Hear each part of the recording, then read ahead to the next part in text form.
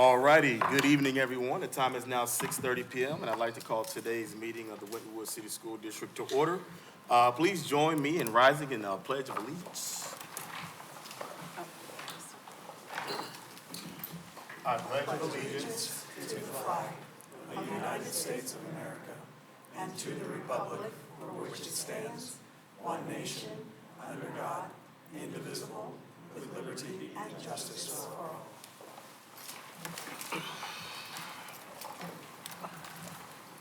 Thank you. First order of business, 1.03. Mr. Seymour, can you call the roll? Ms. Bryant? Present. Dr. Johnson? Present. Mrs. Knighton? Present. Mr. Spielman? Present. Mr. Smith? Present. Thank you very much. Next on the agenda is 2.01, District Honors Recognition, Gifts and Introductions. Superintendent Denny, you have the floor. Thank you, President Smith, and good evening, Board. Good evening, everyone. Really excited to see such a full house tonight, and we're eager to get started and celebrate some of the great things that are going on in our school system. So just thank you for everybody for being here this evening. We will begin with the Horace Mann Fine Arts Student of the Month Award. And I'd like to read just a little bit about this award so that we can have an understanding of the criteria involved. To be nominated for the Horace Mann Fine Arts Student of the Month Award, students must maintain an academic standard of a 3.0 GPA or above in the previous quarter, show respect for directors, fellow ensemble members, contest adjudicators, teachers, other students, and family, show enthusiasm and a positive attitude, display a commitment to rehearsals, concerts, and personal skill development, demonstrate honesty, integrity, and have high moral character. So we're very excited this month to honor a student for the Horace Mann Fine Arts Student of the Month Award, 7th grade, art orchestra, and also maintains a 4.0 GPA, Miss Malaya Gilliard. Can you come up, Malaya? Sorry. Malaya. Would you go ahead and stand right here if you would, ma'am? Thank you.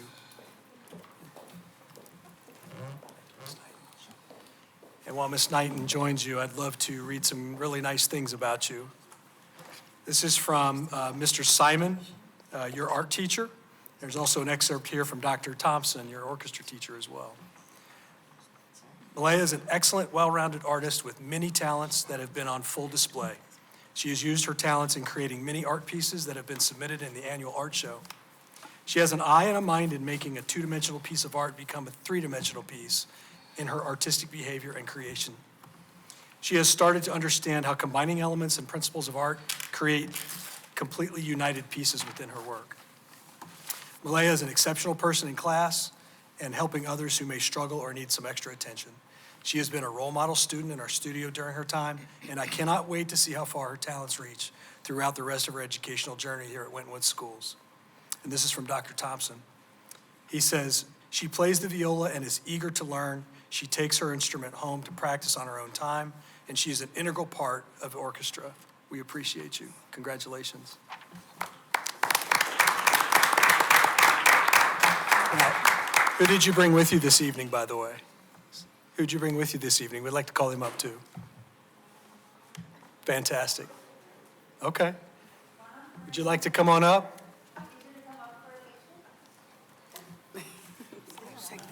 Where's that camera pointing? Yes. Go around the corner. Where's that camera pointing? It's not good. We'll figure it out. Figure out where to. This would be the best backdrop. Yeah, that's the best background. What's on that TV over there? What's on that TV over there? The same thing that's on this one? Nothing? Yeah. I was going to say if we put the logo over there while they're doing pictures, they can do it in front of that. It's true. Yeah. We could have next time. Yeah. For the backdrop. That would be great. Congratulations. The next award this evening, and if I could, I'd like to call Mr. Dave Bell up. Dave is the local Kiwanis chapter president. The next award this evening is the Kiwanis Character is Key Trustworthiness Award. And so we're excited to recognize one of our 8th grade students this evening. Students are selected for the Kiwanis Character is Key Trustworthiness Award based on the following description. Trustworthiness means being honest in words and action, doing what is right even if no one is looking, keeping your promises, being loyal to a person or a cause. The Kiwanis Character is Key Trustworthiness Award is sponsored by the Green Hills Forest Park Kiwanis Club, a partner of Winton City Schools, and the recipient so recognized will receive a La Rosa's gift card as a part of the award. We're excited to recognize and acknowledge, and if this student would come forward, 8th grader Ian Knoll.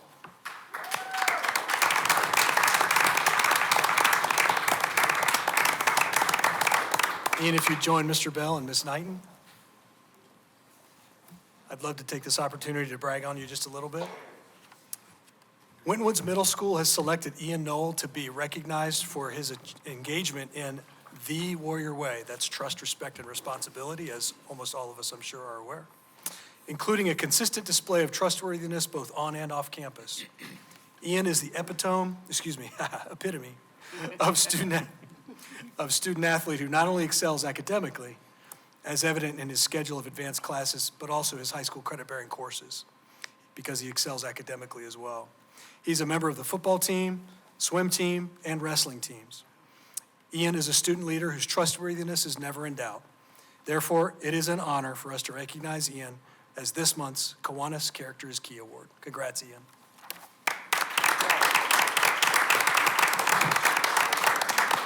And Ian, who'd you bring with you this evening that can join us? Okay, please. Hey, please, come on up as we celebrate.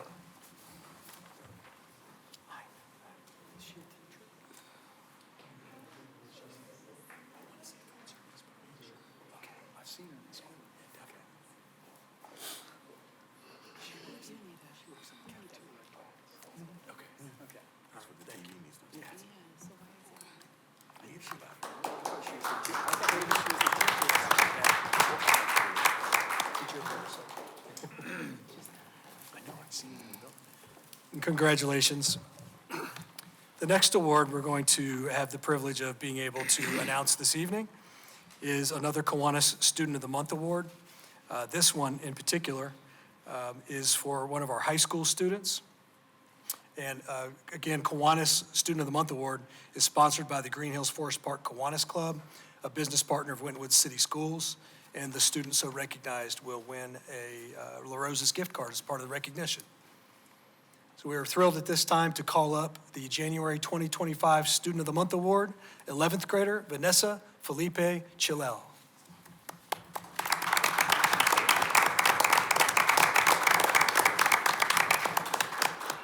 Hello, Vanessa. Thanks for being here. And if you can join Mr. Bell and Ms. Knighton, we will go ahead and read this. It's a wonderful tribute to why you were nominated for this award. My name is Tristan Walker, and I am Vanessa's English teacher this year. I have known and worked with Vanessa for the past 2 years, and I'm writing to share the exceptional achievements that Vanessa, who has been selected as our Student of the Month, has engaged in while here at Winton City Schools. It is truly a privilege to highlight the dedication and hard work that Vanessa has shown in her academic and personal journey. Vanessa has demonstrated perfect attendance, which speaks to her strong commitment to her education and her desire to grow and improve. Beyond simply being present in class, she consistently goes above and beyond to ensure that assignments are not only completed, but they are also thoroughly understood. This proactive approach to learning is truly impressive, especially considering the challenges that can come with being a student for whom English is not their first language. That's very true. Vanessa consistently seeks out opportunities to learn more and improve, showing an eagerness to grow academically. In terms of her exemplary qualities, what stands out the most to this teacher is a genuine curiosity and work ethic. Whether through participating in class discussions, asking insightful questions, or seeking additional help in workshops when needed, Vanessa consistently strives to achieve excellence and master the tasks and content with which she is challenged. This dedication has not only contributed to her success, but has also inspired classmates and teachers alike. It's truly an honor to recognize such a motivated and focused student. I am confident that Vanessa will continue to excel and make a lasting impact on those around her in years to come. We are proud to have her as a part of our school community and are so grateful for the opportunity to celebrate her accomplishments. Congratulations, Vanessa.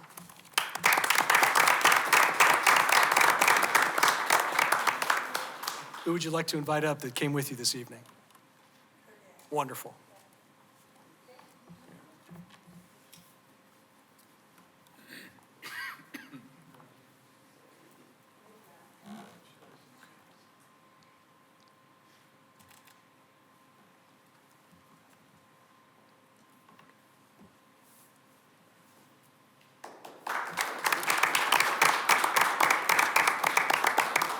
Congratulations again. Continuing to acknowledge some of these recipients of awards this evening and celebrate, we have as the next award the Skyline Chili Student Athlete of the Month Award. To be nominated for the Skyline Student Athlete of the Month, students must maintain a GPA of 3.0 or higher in the previous quarter, show respect for coaches, teammates, officials, teachers, students, and family, show enthusiasm and a positive attitude, display commitment to practice, games, and personal skill development, demonstrate honesty and show integrity by playing by the rules, and finally have high moral character. The Skyline Chili Student Athlete of the Month is sponsored by the Forest Park Skyline Chili Restaurant, a business partner of Winton City Schools. Student athletes who are honored receive a Skyline Chili gift card, as you might imagine. So this evening, it gives us great pleasure to acknowledge a 12th grade student in the sport of basketball who, while not only being an exemplary athlete, also maintains a 4.0 GPA. Please welcome Christian Wilkins.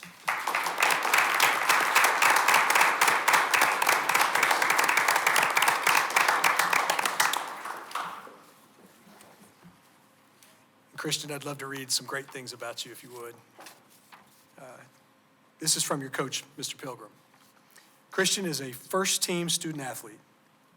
He exemplifies what it means to be a leader in every phase of his life. He is the first person in the gym and the last one to leave.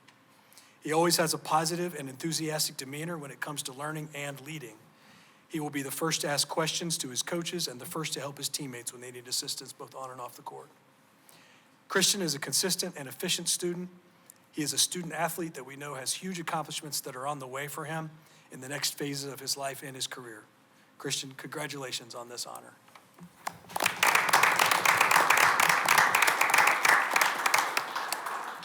And Christian, you brought a special guest with you this evening? Yes. Welcome, Dad.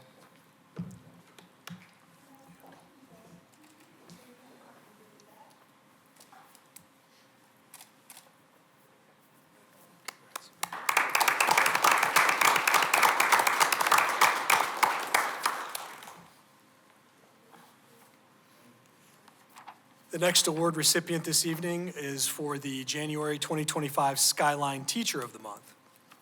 And it's a middle school teacher. To be nominated for the Skyline Chili Teacher of the Month, teachers must demonstrate the following: excellence in the classroom by using instructional practices that support higher academic achievement, motivation by encouraging and motivating their students to surpass expectations, both academically and socially, leadership by having a positive attitude with students, parents, colleagues, and the community, creativity and imagination by demonstrating such in teaching in a way that inspires students to learn, dedication by showing excellent attendance, punctuality, and overall dependability, and finally, communication by communicating effectively to their classrooms, parents, colleagues, and beyond. Skyline Chili Teacher of the Month Award is sponsored by the Forest Park Skyline Chili Restaurant, business partner of Winton City Schools, and teachers who are honored receive a Skyline Chili gift card. Gives me great pleasure to announce this evening that the 2025 Skyline Teacher of the Month, Winton Woods Middle School teacher, Miss Ashley Kent.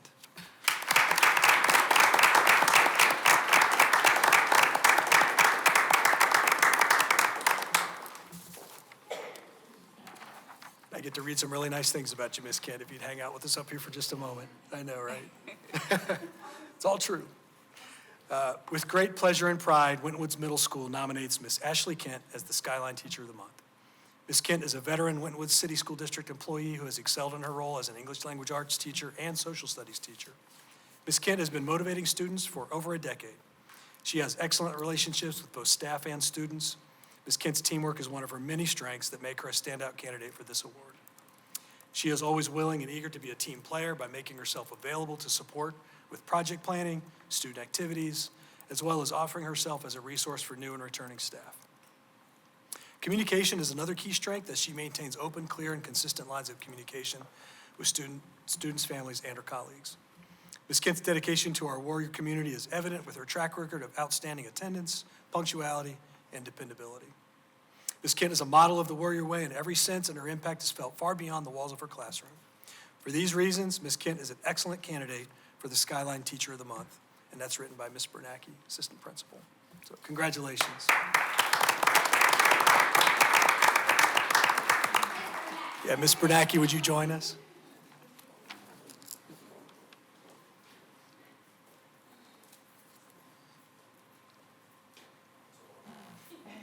Oh, yes, Mr. Dixon, thank you. Ms. Bernacki, could you hang out up here for a moment? Yeah. Thank you. We'll take this opportunity to also introduce to the board Assistant Principal, Ms. Lavinia Bernacki. We were catching up, so we're thrilled to have you. We know that you've been a warrior for a while, and now you're just a warrior in a different role. So we're just very proud to see you make that transition and excited to see you take those next steps and be a leader in a different way in your building. So just we appreciate you. Congratulations. Want to take an opportunity to introduce you to the board. But also, if you have anything you'd like to say, please feel free. The mic is yours. Well, thank you. This is my 7th year at Winton Woods. I was able to start as a language arts teacher in the middle school. So I'm just really honored to be able to continue working with our staff and our students in this capacity. So thank you very much. Yeah, thank you.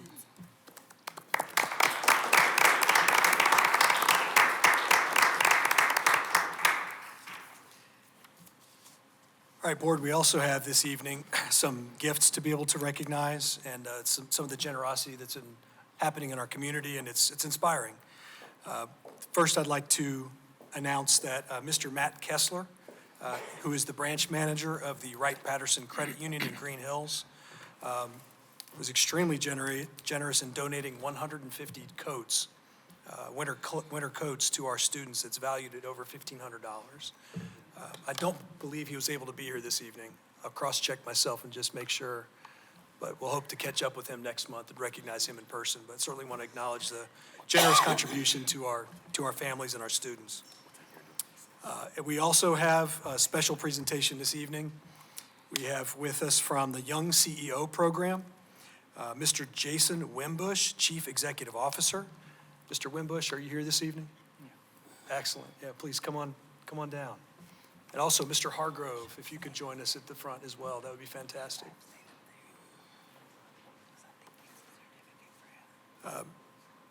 Mr. Wimbush, we want to sincerely thank you for the presentation you're about ready to make. We certainly can turn the mic over to you in just a moment as well, but wanted to say thank you for making this donation to our Positive Behavior and Intervention Supports Program, our PBIS program, for supporting the great things at the Winton Woods South Campus that we're working to create for our young people. We want our board member up there. Thank you. Thank you, Ms. Knight.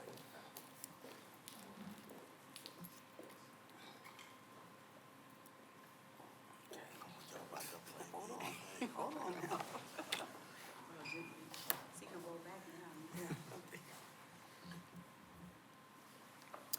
And Mr. Hargrove and Mr. Wimbush. Mr. Hargrove, could you introduce Mr. Wimbush and say a few words about the impact of this donation and what it means to our young warriors?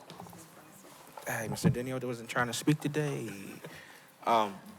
So as Mr. Denny has already mentioned, this is something we wanted to do for South Campus, try to fundraise as much as possible to just create different incentive and activity for our students and make sure that we're continuing that positive reinforcement. I had the pleasure of working with Mr. Wimbush sorry guys. I had the pleasure of working with Mr. Wimbush with this project. We were able to raise $786 that would go to our PBIS fund for our entire campus. So without you, honestly, this would not be possible for us. So we thank you and we greatly appreciate it. So Mr. Wimbush.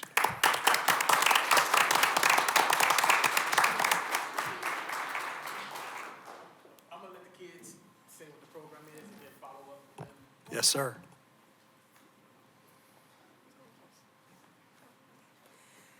So, we are with the Young CEO program.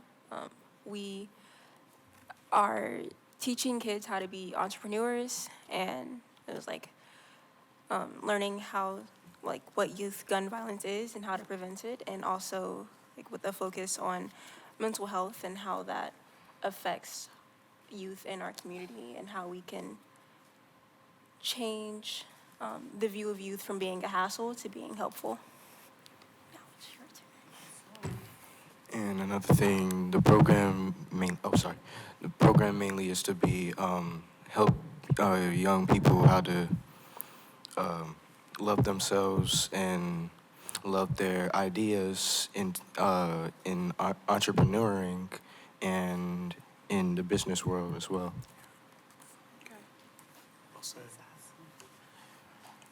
These two young people will be in a youth forum tomorrow with the sheriff, Ms. McDuffie, and Cincinnati Public Schools, along with some other people from our community, and they are part of a forum. So they've actually answered questions already that those individuals are asking about youth gun violence in the city and how to handle some of the problems. We are able to expand throughout just Cincinnati, we in Hamilton County in general, and basically we are ages 10 to 21. We talk about, like they said, youth gun violence, entrepreneurship, work training program, and mental wellness. So we'd like to thank you guys for this opportunity to present today. Thank you for the opportunity to help raise funds, because we pay these young people $10 an hour to think. So that's what they do, that's what we do, and we're just trying to be a part of the community. Thank you for having us. Thank you. Mr. Winbush, we do have a certificate for you as well, just our way of saying thank you and acknowledging the generosity, and thanks for what you do. And young people, thank you very much for your words as well. Yes, very good.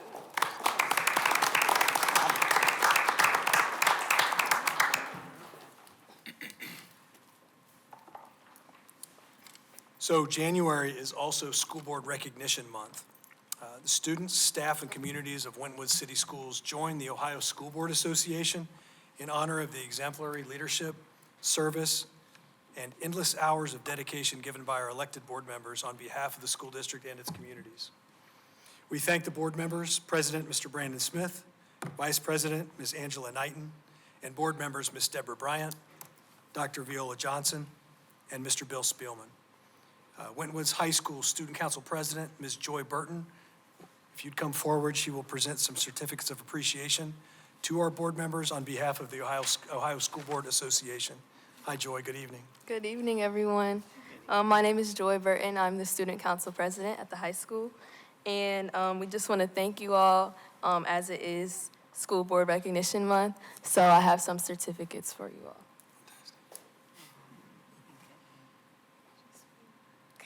The first one is for Mr. Brandon Smith.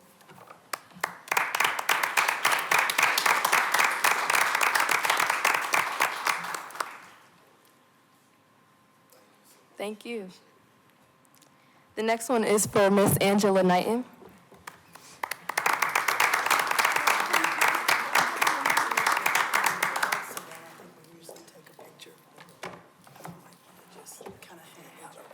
Thank you. This next one is for Miss Deborah D. Bryant.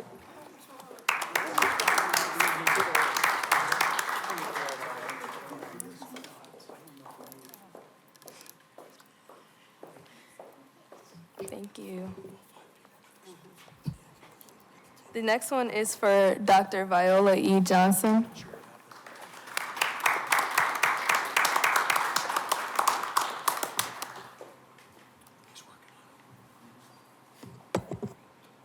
Thank you. And finally, Mr. William Spielman. Of course, thank you all for everything you do for us. I just don't know if we'll get it up in time. I'm not sure why.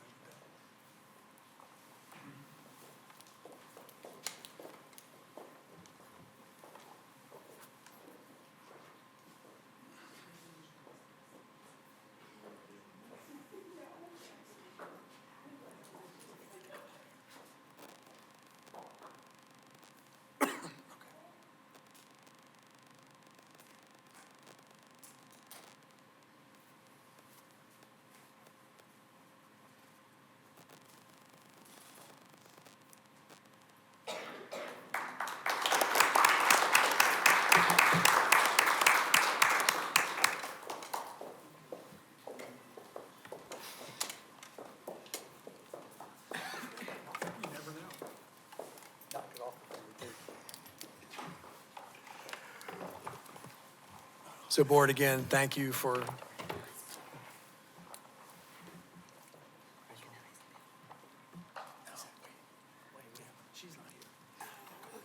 Board, just want to echo the remarks from earlier and Joy's words as well. Thank you for all that you do and the time that you put in and the many hours you spend. So just that we appreciate that on behalf of our students, staff, and community. Board, that concludes the gifts, recognition, and bequests portion of the agenda. Wonderful. Thank you, Mr. Denny, and once again, congratulations to everyone. We appreciate all the hard work and dedication and support to the Winton Woods City School District. Next item on the agenda is 3.01, public comments. Mr. Seymour, do we have any public comments today? No, we do not. Seeing none. 4.01, at this time, we'll take a brief recess, which will be no longer than 5 minutes.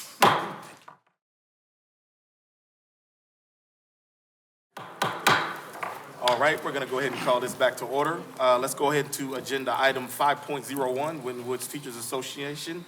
Do we have a representative from WWTA here today? If not, we're going to move on to 502, Association for Public School Employees, OPSE. Do we have a representative from OPSE here with us today? If not, we're going to move on to 6.01, the waiving of the reading of the minutes. Board, a motion is in order. I'd like to move we waive the reading of the minutes for the following meetings: the regular meeting December 16th, 2024, and our organizational meeting on January 3rd, 2025. I'll second that. It has been motioned and seconded. Are there any questions or discussion? Seeing none, Mr. Seymour, can you call the roll? Ms. Bryant? Aye. Dr. Johnson? Aye. Mrs. Knighton? Aye. Mr. Spielman? Aye. Mr. Smith? Aye, that vote passes unanimously. Thank you very much. Next on the agenda is 6.02, the approval of the minutes as presented. Board, a motion is in order. Mr. President, I make a motion to approve the minutes as presented. I'll second that. It's been motioned and seconded. Are there any questions or discussions? Seeing none, Mr. Seymour, can you call the roll? Ms. Bryant? Aye. Dr. Johnson? Aye. Mrs. Knighton? Aye. Mr. Spielman? Aye. Mr. Smith? Aye, that vote passes unanimously. Thank you very much. Next on the agenda is Treasury Report 7.01, the financial statement for December 2024. Mr. Seymour, you have the floor. Board, before you, you have the financial statements for December of 2024. The first report is the bank reconciliation, followed by the summary of the general fund. For year-to-date revenues in the general fund are at $30.5 million. Month-to-date revenues were $2.5 million, which is majority of which was our state foundation funding. Pages 3 and 4, you have the expenditures by object and then function, with a total year-to-date expenditures for the general fund of $29.3 million, which is currently running approximately 4% under budget for about $2.1 million. Final report shows you the activity of all funds, with total all funds unencumbered balance of approximately $20.7 million, and each of those funds are listed for you. Thank you, Mr. Seymour, for the financial statement presented. Let that be filed for audit. Next on the agenda is the Treasurer recommendation, 8.01, investment reports for December 2024. Mr. Seymour, you have the floor. Yes, Board, for the month of December, the district earned $146,060 on interest, rates ranging from 0.5% to 4.7%, of which the general fund was $132,000, and our building funds of approximately $14,000. Thank you, Mr. Seymour. Board, a motion is in order. Mr. President, I'd like to make a motion to approve the investment report as presented. I'll second. The motion has been motioned and seconded. Are there any questions or discussion? Seeing none, Mr. Seymour, can you call for the vote? Ms. Bryant? Aye. Dr. Johnson? Aye. Mrs. Knighton? Aye. Mr. Spielman? Aye. Mr. Smith? Aye. That vote passes unanimously. Thank you, Mr. Seymour. Next on the agenda is reports from the superintendent. 9.01, school reports. Superintendent Denny, you have the floor. Thank you, Mr. Smith. Appreciate it. 9.01 is school reports. So just taking a look at some of the upcoming events in the district. And I'll just draw your attention, if I could, Board, to a few highlights. between now and February 24th, the next scheduled regular board meeting. We have some great athletic contests coming up. Boys varsity high school basketball versus Anderson coming up tomorrow, in fact. And we have wrestling at Northwest. And in a big event the same evening, Thursday, January 30th, we have the high school, college, and career fair, also an art fair, as well as parent-teacher conferences. So it's a really great night. So would really encourage anyone that's happen to be tuning into this broadcast or here this evening, if you're at all able, please check out the college career fair at the high school. Pretty excited about that. Coming up this Friday, there's the South Campus Student of the Month recognition, so another celebration. And another big night, we've got high school varsity basketball, or girls varsity basketball. Incidentally, ranked first in the state by the Ohio Coaches Poll recently. Boys were ranked 6th, so that is some pretty rare territory. But it is senior night versus Kings coming up Monday, February 3rd. Also a very exciting day. We have athletic signing day coming up in February, of course, later in the year. We're always excited about academic signing day, but we do have athletic signing day coming up first week of February, February 5th. ACT testing on Saturday, February 8th is an opportunity for that. No school on February 10th. That's a board work session as well that particular day. We also would wrap up by just pointing out that there's an OMEA orchestra state adjudication coming up toward the end of February, the 21st and 22nd. So we certainly wish all of our orchestra scholars and performers the best wishes in that particular endeavor. Board, that's some of the highlights coming up over the next month.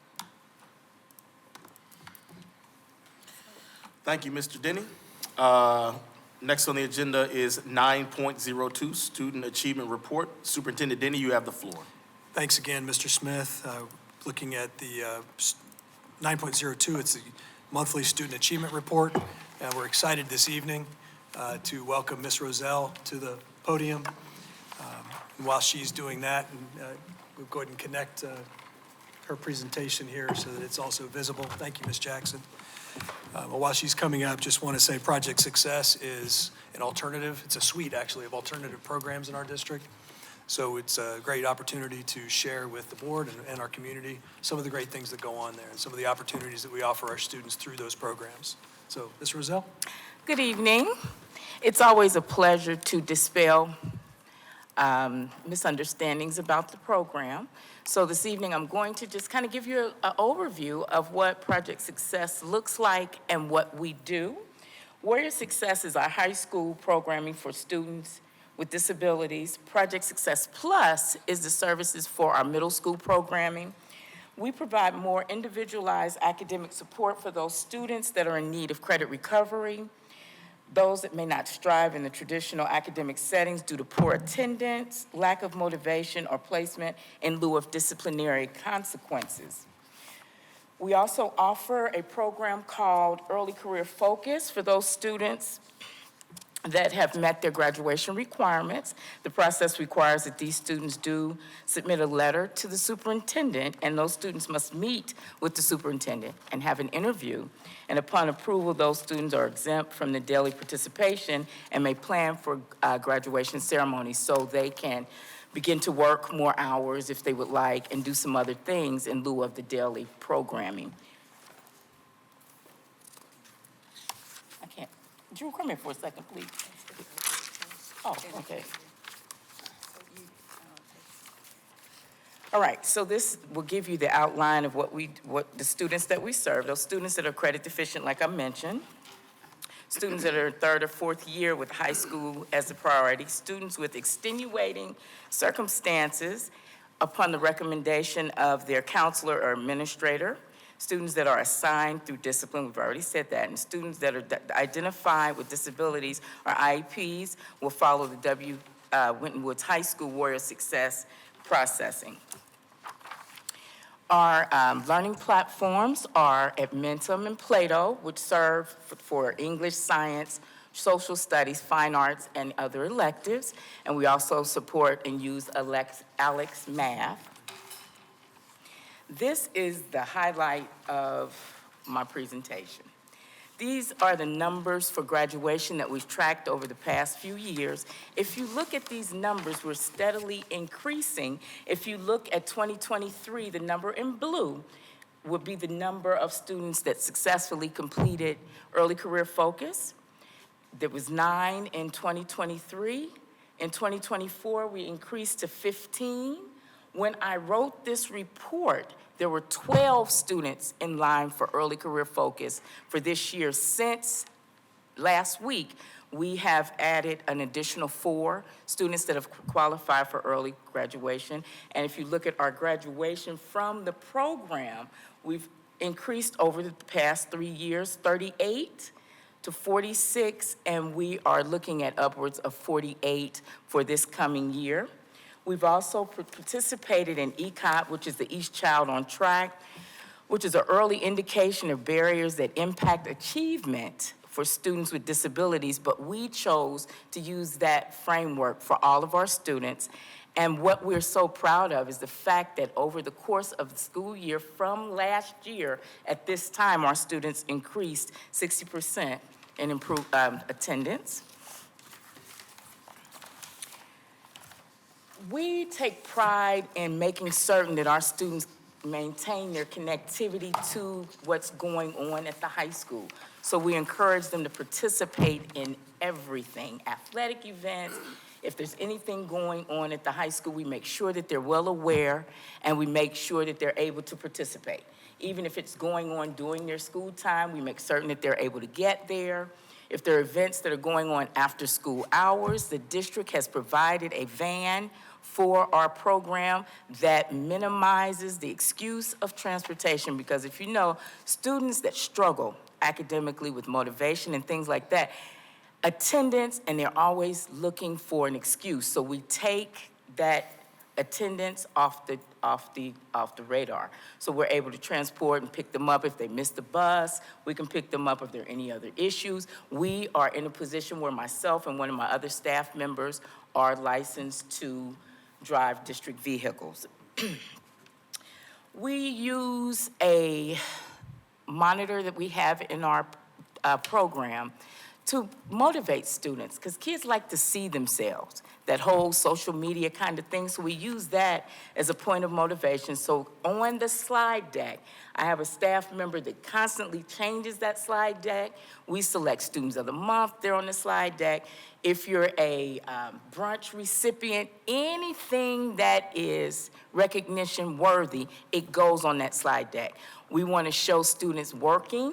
So we're showing their position outside of school, because it's nice to be able to connect and show that it's not all school, school, school, school, school. We are people outside of this place. So we promote, just letting the kids know that we care about who you are as a person, and we want you to know that we recognize that, and we put them on our slide deck daily. Some of the things that we have for our students, we had Student of the Month, success brunches with our partner from COP FCU Credit Union, and Mr. Ron Gore has been a very strong supporter over the past 3 years. He covers and underwrites the cost for all of our quarterly success brunches, and he does our senior breakfast for our students at the end of the year. For our first semester incentive, students who attended 90% of the time, missing 5 days or fewer for the semester, they were able to participate and visit a gaming truck, watch a movie, or spend time in the gymnasium. We had several students that qualified for that. As far as community engagement, I'm going to show you various slides that show some of the things that the students were able to do. They attended performances at the Aronoff Center of Sir Calabante, Black Violin, and the Dance Theater Troupe of Dallas were some of the things that these students were able to participate with. For community engagement, we had a sponsor to also sponsor and give us 150 coats over the past 3 years. As a church, and they like to remain anonymous, so we don't mention their name, but they've been very, very supportive of the district. We've had a holiday food and box drive from a local military unit that was connected to our program through Dr. Ragland. Additional opportunities, We have career readiness in preparation for getting the state seals, the transition summit that students were able to attend at Cincinnati State, employment support through Cincinnati Works. Students may also earn elective credit for hours worked for employment, student leadership excellence, which is a program presented to the district free of cost from a former employee, Dr. Craig Filipkowski, and the students are really taking advantage of that. To support learning platforms, we have Exact Path, which is also at Minim. It's a diagnostic to identify skill gaps by standards. We also utilize the resources with Varsity Tutors, where learning gets results. They're in place to support career exploration, essay review, tech, coding, computer science courses, enrichment, chess, cooking, writing, video games, etc. So these are some of the things that we offer. I want to just go through a few slides so you can just see what we are all about, and the very last part of the presentation is very special. These are our students. They got an opportunity to participate with the Senior Sunrise at the North Campus. These are some of our students with our success brunches. This is a session with Dr. Flip. Who is this person? Member Spitzman, we wanted to just put you in this video because this is an opportunity. We want to invite all of you, if you get an opportunity, just to stop by and see what we do at Aiden Field. This is our monitor that I spoke about with the slide deck. Everything that the kids do will come up on this monitor. That is the current district graduation countdown that is currently playing. This is the game truck that came for the end of first semester with their incentives. Here are some of our seniors last year. That's from the Dallas Black Dance Theater. Students that were working with the city of Cincinnati with recruiting, they were able to go up to the high school and participate. Here's another success brunch. One of our students who works at Culver's, Tayshawn Wolford, another success brunch. And finally, this is our class of 2024, and this video speaks volumes. Enjoy. Before I start, though, would my staff please stand up because I could not do this by myself.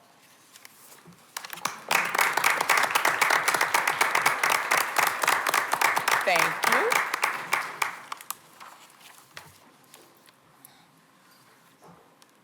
Okay.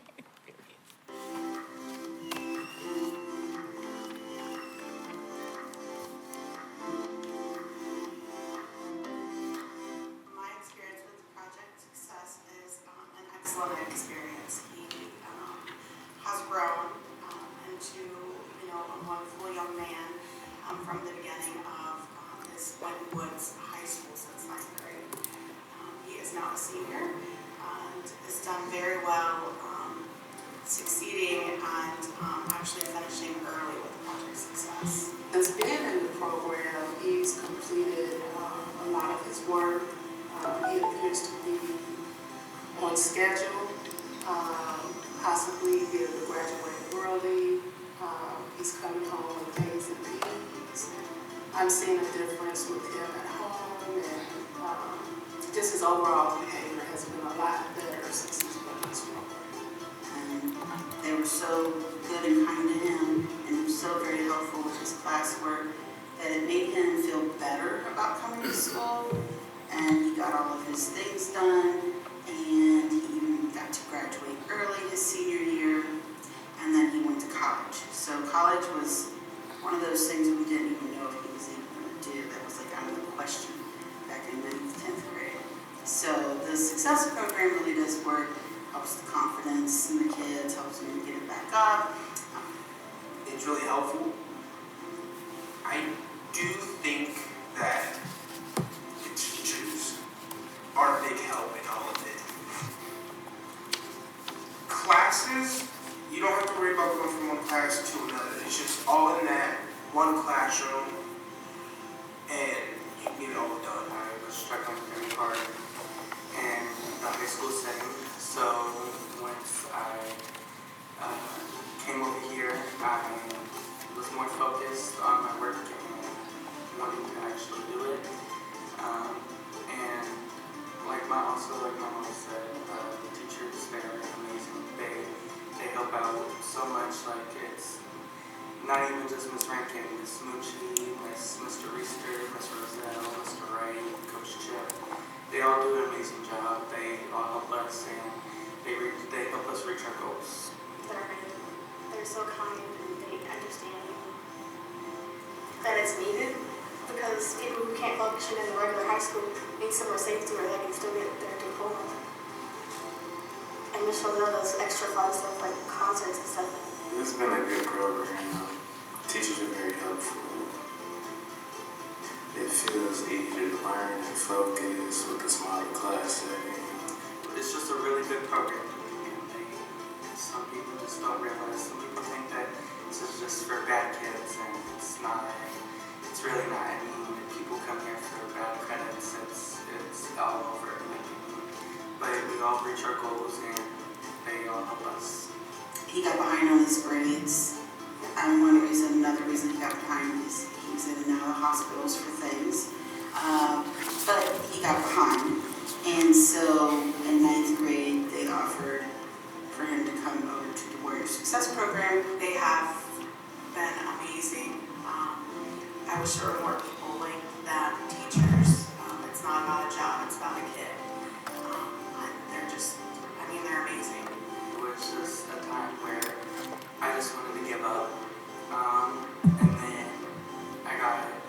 And then I came here and they talked me through it and they got me to where I am today.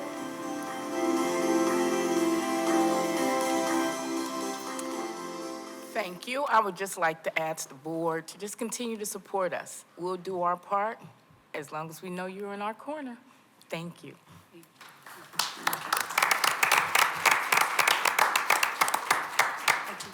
Board, do you happen to have some questions? Yes. Ms. Roselle, if you could just stand by. I want to acknowledge the staff for coming out tonight, too. It's just great to see all of you, and thanks for doing what you do. Thank you, Ms. Roselle, for that video. It's always nice to know that the work that's being done in the district matters to the students and to the parents, so that was a great opportunity to showcase that. I do have a question, and you may have said this, and I may have missed it. How many students, well, first, so you got 2 or 3 different tracks. How many students total are in the building? At any given time, we could have a little over 100, like 120, 130. You have to remember there are 2 sessions, AM and a PM. So it's about 70 in each session, 70 or 80 in each session. Great, thank you. Anybody else? I did have a question. You were talking about the transportation. Is that something new that you guys implemented? Well, we've had a van for two or 3 years now. At least 2. The district purchased vans, and it helps on those days when they have transportation issues with buses. Sure. Our kids have our cell phone numbers, so they will call one of us. We will dispatch Coach Chip, and he'll go pick them up from home if they've missed the bus, legitimately missed the bus. Because I heard you talk about the 60% improved attendance, and I was wondering if that was directly related to the transportation. That's part of it. Okay. That's part of it. Yeah, because I was like, that's a huge jump. I wonder they implemented to make that change, and then you talked about the transportation. So But we want to minimize excuses. Yeah. And we also try to incentivize. We do popcorn Yeah. Fridays. I pop popcorn on Fridays. We just do a lot to Yeah. try to get them engaged and keep them motivated and want to be a part of what's going on, because that's been the problem. In the past, they weren't connected to the education. They weren't connected to people. They didn't have that go-to person. And that's what we try to do. Our groups are a lot smaller, so they get the individualized attention that they need, so they can connect with the teacher and feel comfortable and better about the whole situation. So, Mr. G, how long has Project Success been around? You know, I was just trying to think about that. I want to say it's 2004, but Ms. Rankin, I bet you could answer that. Is that right? 2003. 2003, okay. Yeah. It's been a staple in our district for many, many years. It It's has, and saved a my lot of stepson, young people. was a part of that. And so it was like, I got this call, I kept getting calls from, hey, can he recover his credits? And I'm thinking, who is calling me from the school district? And he was an older student, had lived with his mom, lived with me and his dad. And I will always say this if I have nothing else to say about the district, he graduated because of the program. And it was so impactful because he was a shyer kid that had an IEP. And so when he got to school in the traditional building, he didn't want anybody to know that he was struggling with things, so he didn't do his work and didn't turn in assignments. But when he got to the white building, that's what they call it, like going to the white building, he was able to grow, and he was able to graduate because he could do the modules and do the work. And this was back in 2013. So I can tell parents, if your kids are struggling, look into this program. I didn't know anything about it. He was a senior, like I said, he was delayed already, and it was phenomenal for him. And I didn't know what the program was called. It was a phone call, can your kid come to get his credits and recover them? And it was like, sure, whatever we can do. So that's why I was wondering how long it actually had been a program other than they're going to the white building, which is what everybody called it in Green Hills. So good stuff, good stuff. They still call it the white building. It is, it's a community thing. It's like, we're going kids over even do there. that. It's the white building in Green Hills, yeah. We're in the process of removing the stigma, the community building. But I do like a point too that you mentioned, that it isn't for just kids that get in trouble. So can you talk a little bit about like how kids get there? I know you mentioned if they were delayed, they need to recover credits, or they, did have a disciplinary. So it's not just discipline, because I No, think people it's think not. that as well. It can be upon the recommendation of a counselor, teacher, or a parent request. The students themselves have come and said, hey, I'm really, really struggling at the high school. Would I be able to attend Project Success? We take all of that into consideration, but the counselors have to be involved with the entire process. And then we decide if it's really a good fit. But we look toward our upperclassmen first as our priority, because we're working toward those graduation rates and keeping people in their groups. So it doesn't matter. If there's an issue and you think that that's the solution, then it's open for discussion. A parent can call, a child can call, but we do want to have a conversation with the counselors and figure out if that's the best option for that particular student. So it's case by case, and we work and try to get them in the right place. I just wanted to comment that, I'm a teacher, and teachers inspire, encourage, and motivate, and it just was encouraging to hear the parents talk about the motivation and encouragement and the change that they've seen in their own child through going through this program. And the other thing I wanted to say is, I don't think, and you can correct me if I'm wrong, that every student has to have an IEP to be a part of this program. No, they don't. Right, I didn't think so. So that's another, point. Some people might think, my child may not qualify, but just maybe needs that little bit more encouragement or motivation, or just doesn't fit in with a larger, school setting. It's not a one-size-fits-all, and I just really applaud you and your team for the, wonderful job you've been doing since 2003 in this program. I've known a lot of kids that have gone through the program over the years, so it's a good program, and thank you for sharing this tonight. Thank you. It's Thank really, you for really having us. wonderful to see. All right. I have one thing.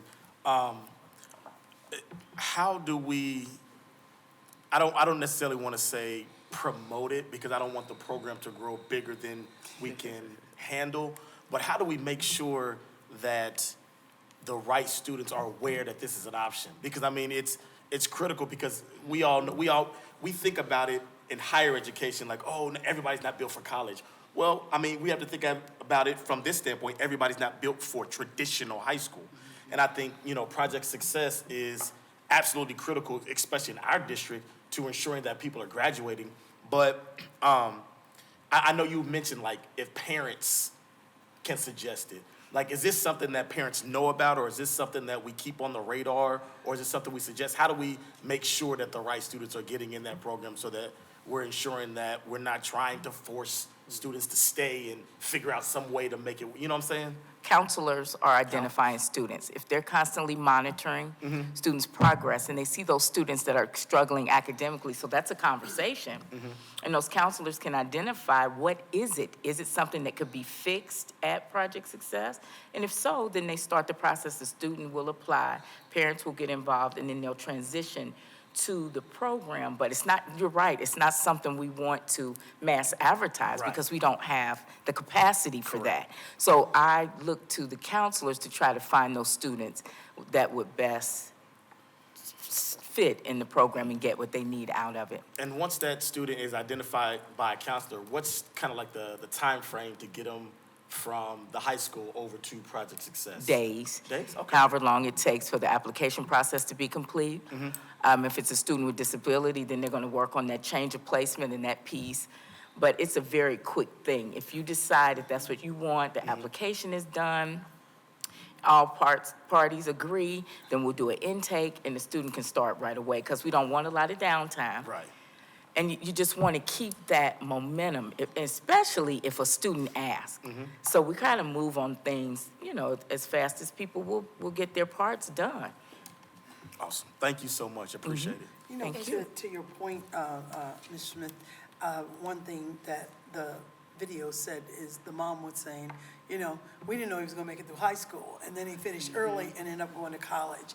That's the kind of motivation that just, that gives me chills. That's an educator through and through. That's a program that's working, We weren't present for those interviews, and when we saw the video, we got a little choked up Yes, because absolutely. those students were not prompted at all. Yes. That was them speaking Wow. and telling us how they felt about the program. And that's powerful. that means quite a lot to us. It makes it all worthwhile. Absolutely. Is it possible to have that on the website or like under Project Success to Live? Because I think it's something that the community needs to see. It's not for me to decide. We can certainly take a look at that. Yes. Ms. Jackson and I can have that conversation. Oh, I think that'd be wonderful, just to show that we're turning those lives around. That it does get me all choked up too. It does. Good job, team. Thank you. Thank you. Well done. Thank you. Thank you.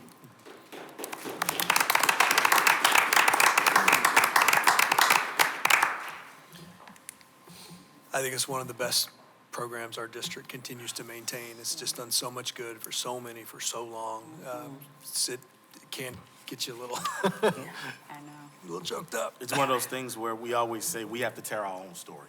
Yes. And that was a phenomenal story to Ms. Roselle and your staff. Thank you so much, because that's the untold story that a lot of people don't see, that don't necessarily reflect in numbers that we all, see out there. So thank you so much for you and your team, to your dedication to Project Success. Thank you. Yeah. Thanks. We're looking like, can we go home now? Can we go home? That concludes 9.02. All right. Thank you, Superintendent Denny, Ms. Roselle, your team. Thank you so very much. Next on the agenda is 9.03, first read, new, rescind, review and revise board policies. Superintendent Denny, you have the floor. Thank you, President Smith. So, Board, you have before you quite a few policies. This is from the fall Neola update, as we've discussed, I believe, in December. There are 43 board policies. Some are bylaws. So we've broken them in half. This is the first read of 22 of them. And there are also the Cliff Notes version. I would just remind the board that that's available as a resource as you progress through the first read and second read. We'll have the second read next month. But toward the bottom, you'll see the summary documents, the Neola Policy Guideline Update Review, Volume 43, and then the same thing, so named, but the UGG Edgar version. And I know we're supposed to bust acronyms. So UGG is Uniform Grant Guidance, and Edgar is the U.S. Department of Education Department General Administrative Regulations. So we like lots of acronyms. We're kind of like the military. It's education sometimes. But those are both provided as resources for you, for your convenience, board. But just want to point that out. It's the first read, next month, second read. Then we'll do the second half, first read. Hopefully by March, have all of them approved. So, Mr. Day, I think I count 23, though. Okay. Anybody else Yeah, count this these? was different than 23? earlier. Well, I just did the printout. we may have had to add one, Dr. Johnson. I Okay. think there was one that had we did. I'm sorry. Thank you for bringing Yeah, that up. 'cause I There was like, was this- one that the legislature passed with was it an end of February deadline? Okay. So we had to slip Yeah, that one in as okay. well. So good eye. Okay. Okay, good. Actually, it's 21, And I Is think the review, the two reviews make it 23. Yes. So there's 23 documents. Yes, and but the there's two last two are guidelines. the reviews. The Neola, okay, I Yeah. see, Then okay. it might be next month, the other one's coming. But I those know are there in was here one when that I came looked in it late after the fall, and to hit the timeline, we felt we Yeah, needed but to add I it, believe so- this one was, because when I was reviewing 21 earlier, plus two I reviewed reviews. 23 documents, and then when I went back, it was 21 policies, and then there's 2 reviews. Yeah. The one from UGGLU and Yeah. you whatever, and then the abbreviated. I do Okay, have a thank you. question, though, and tell me if this is inappropriate. There is the one about the It's IEP. inappropriate. Oh, well. No, go ahead, Ms. Anyway, the IEP evaluation requirements, I noticed that they use an acronym, but the acronym doesn't have it doesn't have the word and then the acronym. And I know it's not APA format, but it's something that we may want to revise. It doesn't Which have one is a- it, Ms. Bryant? We can take a look. It's just called IEP evaluation requirements. Yes, So no, it uses it's the fourth FAP one, for 1, free 2, 3. appropriate public Oh, okay. education. New Thank policy you. 20,000. And it Tentative doesn't spell out number? the word before the acronym, so we may want to just have the word spelled out, then the acronym. So we're- Individualized education plan, okay. Yeah, it's the Yeah, free I'll make a appropriate note. public education is it FAPE or FAPE? Oh, yeah. And then it just has the acronym without the descriptor before it. Now, do these titles come down from Neola, though? So They do. I'm not sure that we No, can it's not in the change it. title. It's not the title, it's in the actual body of wording. the It's just, policy. yeah, it's in the body. Oh, okay, okay. Yeah, in Yeah, the body of the policy, it just says, It says that. FAPE without what FAPE Okay, means. yes, okay, all right, got it. I mean, I know it's not APA format, but That's a good point, though, because for reference, yeah, it's like, what is FAPE? And then I was like, oh, you see what that free is, Mr. Davis? appropriate. I apologize. Public I'm- education. I'm actually looking at, this is IEP evaluation requirements policy 2000, number to be assigned. in the It's this- body of the Under complete, policy, a new in that evaluation. paragraph, in the bigger of the two paragraphs. Yes, ma'am. It says FAPE. Oh, FAPE, yeah, free and Yeah. appropriate public education, okay. Yeah, so it just doesn't describe What what that FAPE is, yeah. is. Should have FAPE, it should have all the words and then the acronym afterwards. Somewhere else in these policies, it defines that, because I saw that. It and I was does. wondering what it was, and then 2 or 3 policies later, Correct. I read where it was defined. Same thing, and that's why I was like, oh, that's what it is, let me put it in my little note. Yep, I saw the same thing, but at first I was like, what is it? So I was like, we need to make sure we have that Yeah, we cleared can out. take care of that for sure. Thank you. Yes, thank you. Thank you, Mrs. Bryant. No problem. And then I noticed we have a lot of rescinded policies where they're readdressed later as well, so, or revised. Thank you. Okay. Thank you. Thank you, Superintendent. Board, please continue to review these policies at your convenience so we can stay on top of these policies. There's a lot, and I know it's, Vote on the next meeting. yeah, it's a lot to overhaul. So let's just stay on top of that.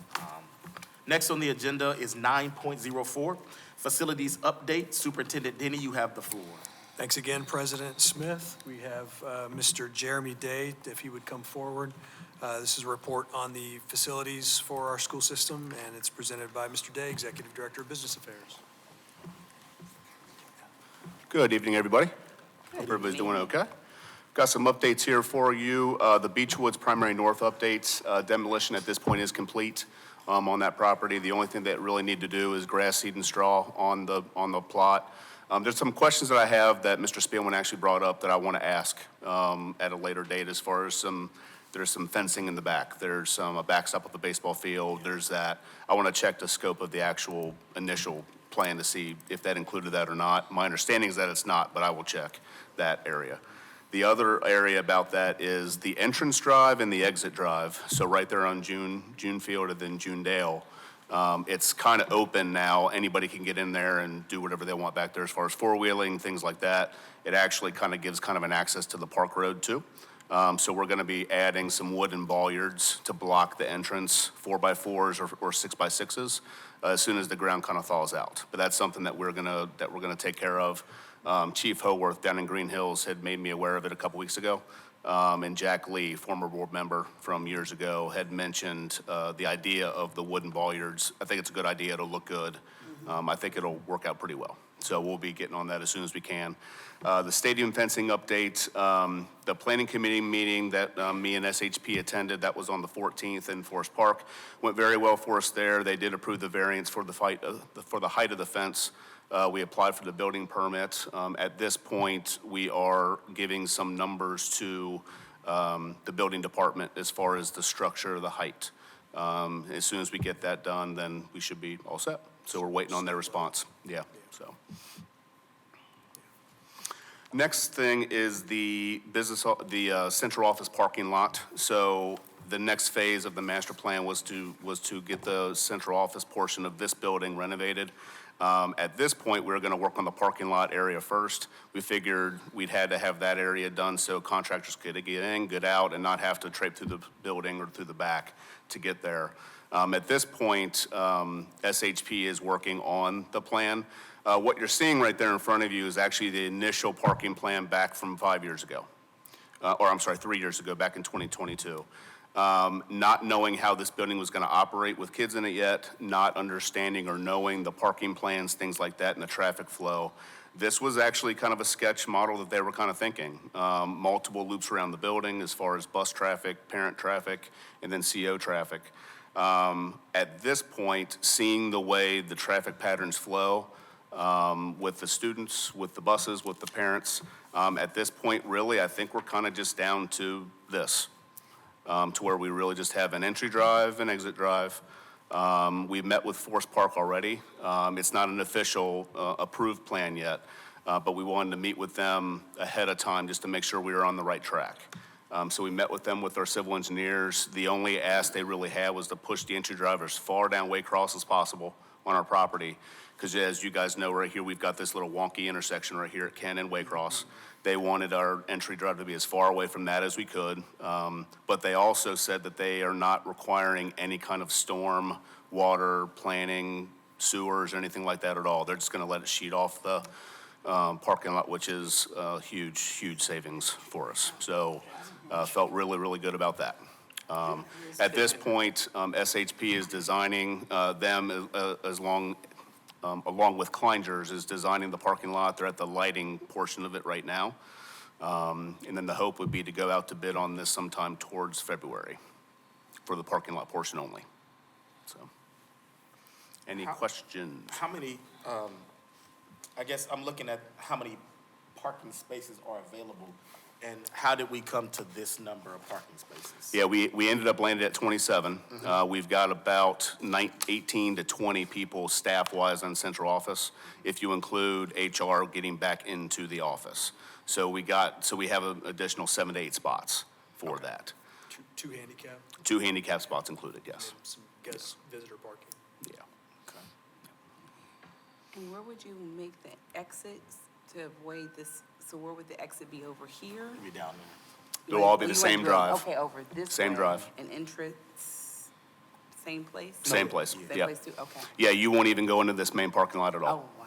Yeah, you won't even go in So there. the entrance is gonna be the same, what's gonna change is the exit, where we exit.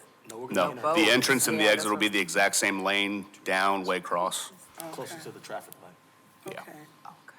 Yeah, closer to Northland, kind of near the dentist office down there. I guess I'm not looking, Okay. so this right here is what I'm looking at. That's correct. And These so, are the exits. yeah, so Northland is probably somewhere around here, so. Right. It's further away from where we are here. So this is gonna close then? No, might that's help gonna be, Dr. Johnson. that'll be. Yeah, I'm looking at that, The but orange. I don't know which one's entrance and exit, I guess is what So I'm, what so we this is the currently- entrance. Yeah, this is where we currently enter exit, and when we build the new It'll one. be around the corner. Easier to tell, go to the next one. Yeah, I mean, this is what we're thinking of, it's just gonna be one lane. Yeah. But Well, 2 lanes, enter and and exit. enter and exit One same lane in lane. and So one lane this out. one is gonna close. No, it's never gonna close, but that's. It'll just be school only, It'll be more for school. Oh, okay, school only. Got it. Yep. okay, I guess, yeah. I mean, I got the picture, I thought, I don't know, I thought it was gonna go in one, go out the other, that's kind I of, think that was more or I less thought the the same thing at goal first. Yeah. or the thought process 3 years ago. that was what we were thinking about. 3 years- Initially, yes. Okay. so I'm Initially, like, yes. where did I get this You're wild, Yes. idea? And this Like, picture okay. here is, I thought the same thing. there's a lot going on here. Right, and okay. 3 years ago, which made sense. We didn't know how the traffic plans were gonna go. Okay. But as we've seen them operate with the parking lot and the parking and everything, we feel like we really only need one drive. going into it, completely separate. This keeps CO separate from the early childhood I center. see, so this building, this part is Correct. gonna be using this And entrance. that'll be the only way they can get to CO, is this way. Okay, got it. And these 27 spots you're talking about, where are they at? That's these. Okay, got it. Got it. No problem. I mean, I got the picture, I just didn't understand what I was looking at. They're gonna let us sheet drain. And where did you, Yeah. how did They you are. get Yeah, 27? we were, How did you know we that? kind of were like a little, like, kind of silently, we kind of looked at each other like, No, I mean, like, oh, really? they just say that? Okay, they just said it, okay. I was like, where did you find 27 on here? Yeah, it's big. It's quite a bit of cost That doesn't savings. It is. Yeah, we're appreciative of that. There's like 19 staff and the rest will be like visitor. Board, any further questions for Mr. Day at this How time? many, I know you said the staff parking, but how many total parking spaces will be in the area? Like if they want to have presentations or open houses or whatever, how For- many capacity for parking? Yeah, for that lot, there's 27 spots total. We really only need 18 to 19 on a daily basis. So the extra, you have about 8 to 9 spots that are just extra, that are just always there for any kind of presentations at the board office, that are actually going to be in the board office. If we were talking a larger group, then they would be using school parking as well. If Okay. it's like in the evening, things like that, yes. Yes. I believe there's 104 spots out Yeah. here. Okay. So this would add another 27 to that total. It's a pretty But decent nobody would ever use, amount. it would just be for. Think about it, when we used to have CO back where the high school was. There was, Yeah. how many parking spaces there? Very few. Very We all few. used to park at the high school and just walk over. So it'll be the same thing, like, you know, if there's 28 people that need parking spaces, Yeah. somebody's gonna walk They're over gonna walk here over. on a bright sunny day. For your board meetings, you're still going to want to park where you're parking now because it's closer, Yeah, you know. got it. So, yeah, That's a good point. Thank you. no problem. All right, thank you. Very good. Thank you, Mr. Day. Thank you. I could ask so much because we don't have CO space yet. Thank you, Mr. Day. Thank you, Superintendent Denny. Next on the agenda is superintendent recommendations. 10.01 personnel schedule. Superintendent Denny, you have the floor. Thank you again, Mr. Smith. Under 10.01, Board, we have the personnel schedules for this month. Schedule A, C, D, and E. And thank you, Ms. Wilson. Should you have any questions, Board, but the recommended action is to respectfully request personnel schedules to be approved as presented. Thank you, Superintendent Denny. Board, a motion is in order. Mr. President, I'd like to make a motion to approve the personnel schedules as presented. I'll second. The motion has been seconded. Are there any questions or discussions? I do have a question. Yes, Ms. Ryan? I gotta find which schedule it is. I looked at this earlier. It was an acronym that I didn't know what the acronym stood for. It was the KSR liaison. Yes, and hopefully that it's spelled out now. Mr. Denny did mention that. It stands for Kids in School Rule, Okay. and that's the Yeah. name of the grant. Is it on there now? Yeah, Yeah, it's in there. it's on there. So what Okay. exactly do they do? Just because I'm like, I know we probably have talked about it, and there's so many different positions, so please forgive me. I'm trying to keep up It's a with good all. question. Yeah, it's a wonderful opportunity that's being funded in part by Jobs and Family Services and Legal Aid. And it's designed to keep foster place students in school. And what these liaisons will do is they will work with the executive director of Student Services, Tanya Bray, and they will assist in check-in and check-outs with foster place students in the district at each campus. They will do things like when we have meetings and, or records requests and things like that, they will help pull documents like grades, attendance, progress reports, things like that, and provide those to caseworkers. They'll facilitate communication with Jobs and Family Services and Legal Aid if we have enrollment issues. So they're just a liaison. Right now, believe it or not, Mrs. Bray is doing all this on her own. And so, you know, it gets to be a lot when you're doing it for the whole district. So these liaisons will now get a little stipend to help out. How many kids do we have that meet that criteria? Just curious, because you said, I can imagine that's a lot I think, in the system, just roughly. how many foster place students do we have in the district?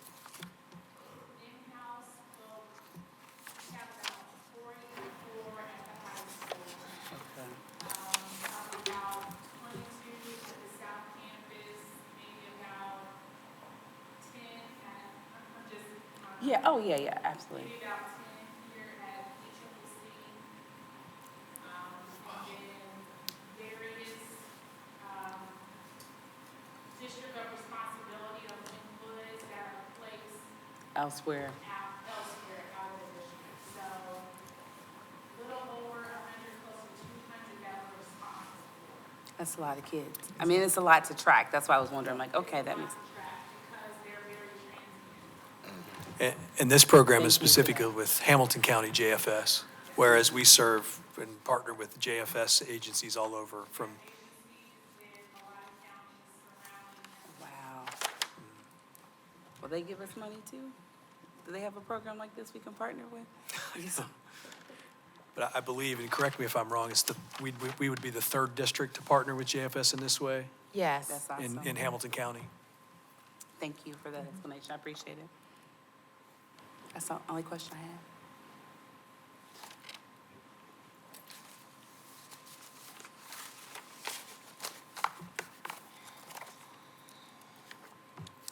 Seeing as there are no more questions, thank you. You're welcome. Mr. Seymour, can you call the roll? Dr. Johnson made the motion. Who seconded Yes. I thought it was Mr. Spielman. it? Thank you. Ms. Bryant? Aye. Dr. Johnson? Aye. Ms. Knighton? Aye. Mr. Spielman? Aye. Mr. Smith? Aye. That vote passes unanimously. Thank you very much. Next on the agenda is 10.02, proposal for overnight extended student trip with the Academy of Global Studies. Superintendent Denny, you have the floor. Thank you again, Mr. Smith. We have before you, Board, a proposal for an overnight extended student trip. To be clear, this is the second time the Board has seen this. It's being resubmitted. The backstory behind that was a call I got in December stating that they were able to find flights that were far cheaper. Would it be possible to keep the student and family amount cost the same, but add a day so that they could add another activity on to the experience for the students? I let them know that I could approve certain things, but this is beyond my ability to approve. This is the purview of the board. So board, that's why it's coming back to you. As I said, if they're going to do that, they need to redo the application, change the itinerary, change the dates, and then, re-present it. And board, we would just ask for your favorable consideration. It does add one day, so it used to be the 17th through the 19th. Now it's the 16th through the 19th of April. And they have added another tour, a tour of the UN, actually, which is pretty appropriate for AGS since their focus is global studies. The sophomore experience of AGS is Model United Nations. So I guess the thinking was it added a lot of value to be able to do that. So I thought it was worth bringing it back to the board for your consideration. I'm happy to answer any questions you might have about it, but board, we would just request the recommended action would be to approve the overnight extended trip revised as presented for the AGS trip to New York City for the sophomore class. Board, a motion is in order. I'd be happy to make a motion to approve the proposal for overnight extended trip, Academy of Global Studies at Winton Woods High School, 10th grade, New York City, New York, April 16th through the 19th, 2025, as presented. And I would be happy to second. I'll second. Bill would too. I was like, y'all just beat me to it. Man, I didn't hear it. Gotta love it. It has been motioned and absolutely seconded. Are there any questions or discussion? My only discussion is kudos to them for forward thinking and not thinking about how to make that a even better experience. Absolutely. So I hope they enjoy it. And with cheap flights. Yeah. And I look forward to the presentation. They usually come back and do a Yeah. presentation to Yeah. us on their experience, especially when they do the Model UN and that kind of Yeah. stuff. Nice. So, Okay. yeah. What a great opportunity. Absolutely. And whereas, it's another day off of school for them, but I think that is a great reason to, not be here with us physically, but learning outside of these four walls. Absolutely. Absolutely. So, Board, if I see no more discussion, Mr. Seymour, can you call for the vote? Ms. Bryant? Aye. Dr. Johnson? Aye. Mrs. Knighton? Aye. Mr. Spielman? Aye. Mr. Smith? Extra aye. You only get one. I only get one. Okay, well, the vote passes unanimously. on Thank you very much, Board. Next on the agenda is 10.03, K through 6 literacy curriculum adoption. Superintendent Denny, you have the floor. Thank you again, President Smith, and Board, thank you for your favorable consideration on the AGS trip as well. Board 10.03 is a very large endeavor, and we're very proud of where we are at this point with this. It's the K-6 literacy curriculum adoption. These happen once every half decade to decade in general. They represent the culmination of a lot of study, a lot of effort from a large group of people, and I'll get into that a little bit tonight. Dr. Martin was going to be able to be here this evening, but she's otherwise disposed. She could not be here, so I'm going to present in her stead. But she did, her staff was able to supply me with some information, so I'm going to walk you through some of the steps that were taken, who was involved, a timeline, but just a general overview. Board, you should have before you the actual list of the materials. That's the name of the program or the corporation that creates this curriculum package is called Savas Learning Company. And the actual product is called MyView, and that's a K-6. Same company, it's called My Perspectives for 6th grade because it gets into the next grade band up, the middle grades grade band of 6 through 8. So grade 6 is slightly different. So Board, you do have a complete listing of the products that are involved in this, in this adoption for grades K through 6. And just to fill in a little more detail, I would start by saying that Savas MyView, I believe, was one of 3 finalists that the teacher committee convened about and had studied. It started with, I believe, 8 and was factored down to 3. It's also one of the curricula that's on the state-approved list. So this isn't a list that the district developed per se. It's actually a state-approved list, aligned and consistent with the science of reading. And so it's consistent with all the state requirements around that. And then from those 8, they pared down over time from April of last year through the end of November of this year, so into this school year, to go from those considered curricula down to the 3. So that's what I would share just in terms of scope. It was the first choice. They actually did voting as well, so not only did the committee discuss it, but they did voting. It was the first choice of 59% of the teachers involved in the committee, and it was the second choice of 27%. So that means 85%-ish. It was either their first or second choice. So I feel it was a decent amount of consensus, and the teaching and learning department felt that was a nice amount of consensus with the staff. Moving on to just some of the process involved, or a little bit about the program. And Board, I know you've been able to have the curriculum, I believe, since December, both digitally and in a physical sample as well, if that's something that you had preferred. But MyView Literacy is a comprehensive, interactive core literacy program for grades K-5, and in our case, we've also added My Perspectives in grade 6, that's rooted in the science of reading. MyView was developed in collaboration with an esteemed author team, many of whom have authored research that informs how children learn. Through explicit instruction, authentic literature, and meaningful practice, teachers can inspire growing readers and authors. It's based on scientific evidence methods and reflects current and confirmed research into best practices of teaching reading and writing. The MyView literacy materials provide a variety of instruction and assessment strategies and activities consistent with Quality Plus teaching strategies. With MyView Literacy, students have direct, regular opportunities to learn skills through practice and instruction with decodable stories and readers. Explicit instruction is in the 5 pillars of reading is fully and clearly developed for the teacher, and it's a structured approach to teaching and guiding students through the learning process. The major components, as you may have seen in the materials, so I'd just like to enter this into the record if I could, as part of the background of the series and the program, the curricula. Phonological awareness lessons, which include segmenting, blending, and manipulating phonemes. Phonics lessons, which have consistent explicit routine with multiple practice opportunities. Vocabulary instruction, encompassing tier 1, tier 2, and 3 words, and of course high-frequency words. Anchor charts, which help students build background for the genre of study that they're engaged in. Shareback opportunities provide a chance for students to discuss strategies covered in a small group instruction. Book club provides an opportunity for literature discussion and extension for students. And I thought the board would be interested in this part as well. Handwriting foundations provide support for success in print and in cursive. That question has come up, and families will ask that. The board, I know, has asked that, but cursive is included, so I thought that was worth pointing out as well. Students draw from multiple sources, generating questions and using text, evidence in the text to solidify their comprehension and demonstrate awareness and understanding. Students have had an opportunity to reflect and share their understanding of text through the fostering of metacognition, that is, thinking about their own thinking, and then source-based writing. So that's just a brief overview of the approach to teaching English language arts that the SAVAS, my view and my perspectives, curriculum uses. Board, just in terms of time frame, and this won't take too much more time, but just wanted to share this. April of 2024 is when the adoption committee started. It included teachers, intervention specialists, Title I teachers, gifted teachers, ESL instructors and tutors, community members, building administrators, instructional coaches, technology coaches, and other essential stakeholders.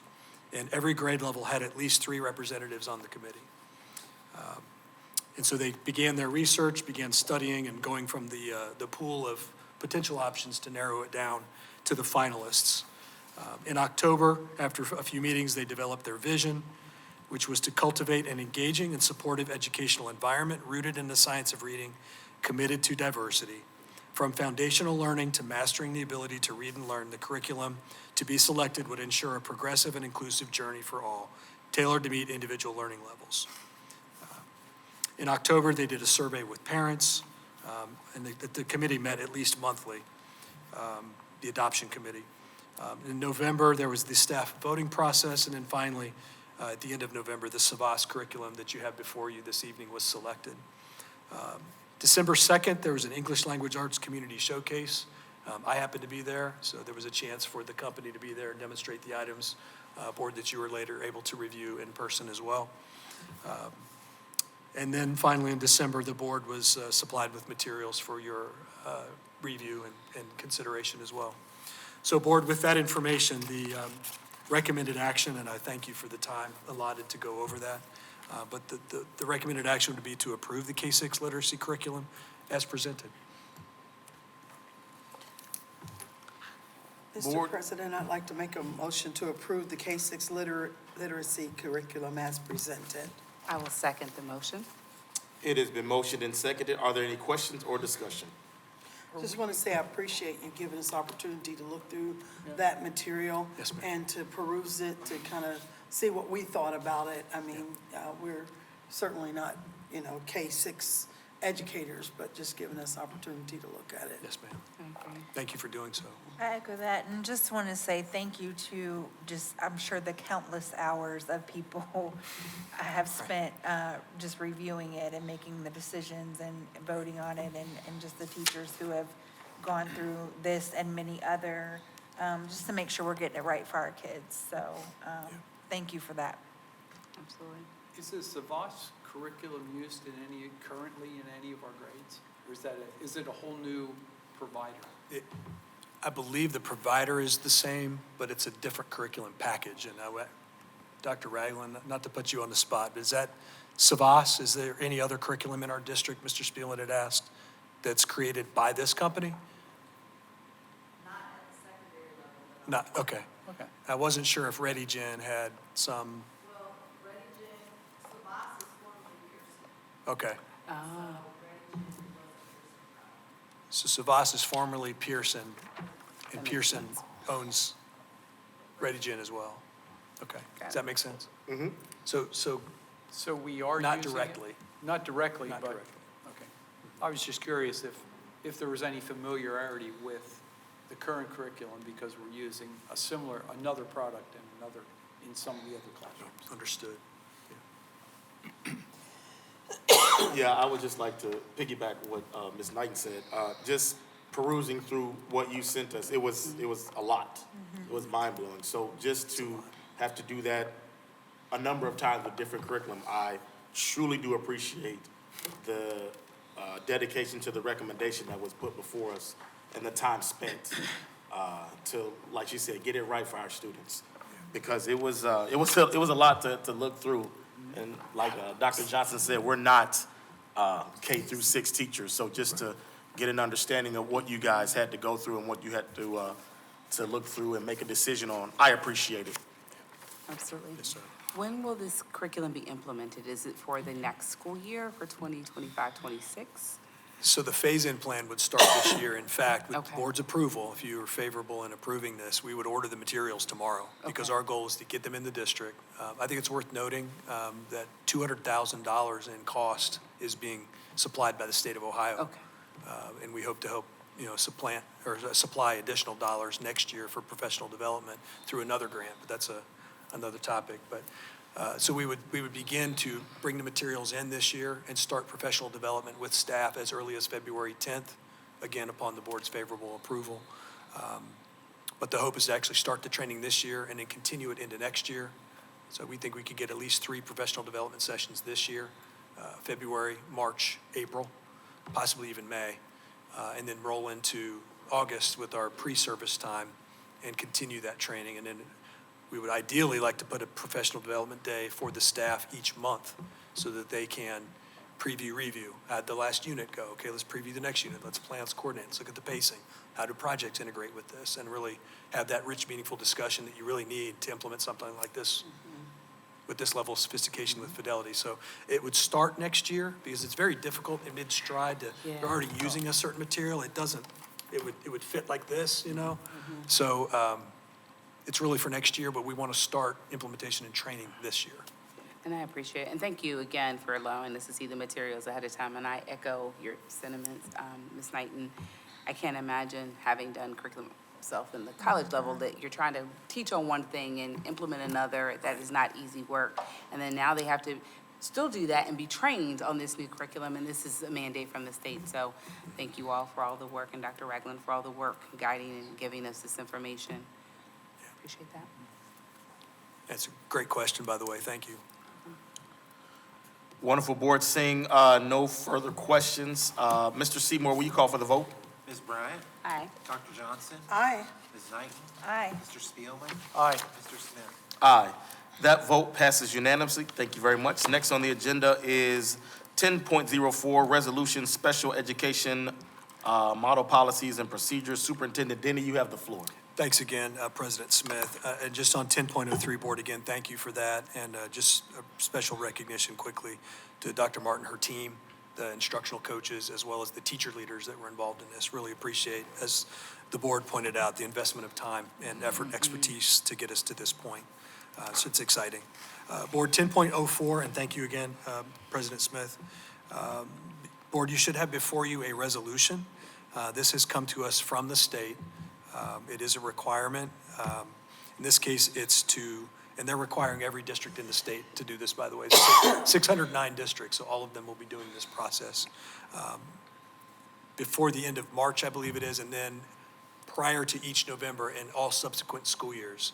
So this is essentially a process check by the state to, I believe, remind all districts that they're to follow the model policies for special education that the state has set forth and developed. They've been working on this for years. They've finally gotten it ready, and it's being deployed now. So new policies and procedures and guidance will come from the state as this continues to roll out. But the first step in that, Board, as recommended by Neola, our policy writing firm, as well as the state Department of Education and Workforce, is to adopt the model policy as presented. Board, a motion is in order. I'll make a motion to approve the resolution for special education model policies and procedures as presented. I'll second that. That's been motioned and seconded. Are there any questions or discussions? I'm sorry, y'all. I just have lots of questions today, and this was not going to be one of them. So what are the model policies, and where can we find them before we? Are they deployed on the state website already, Ms. Bray? The model policies? Yes, so they can be found at odew.gov. Would you like to come? Do you mind coming forward? Thank you. I promise you, that wasn't a question, but I was like, wait a minute, what are these? Yeah.